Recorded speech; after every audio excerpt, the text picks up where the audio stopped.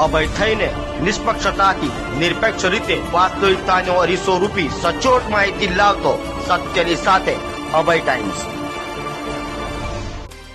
વારંવાર કોઈને કોઈ વિવાદમાં આવતી નવી સિવિલ હોસ્પિટલમાં આ વખતે દર્દીને લઈ આવેલા સંબંધીઓ સાથે પંખો લઈ આવ્યા હોવાનો વાયરલ વિડીયો સામે આવ્યો છે। કારમાંથી દર્દીને ઉતાર્યા બાદ સંબંધી પંખો લઈ જતા હોવાનો વિડીયો વાયરલ થયો છે। દક્ષિણ ગુજરાતની સૌથી મોટી નવી સિવિલ હોસ્પિટલનો એક વાયરલ વિડીયો સામે આવ્યો છે। વાત એમ છે કે સુરત નવી સિવિલ હોસ્પિટલમાં દર્દીના સંબંધી પંખો લઈ આવ્યો હોવાનો વિડીયો વાયરલ થયો છે।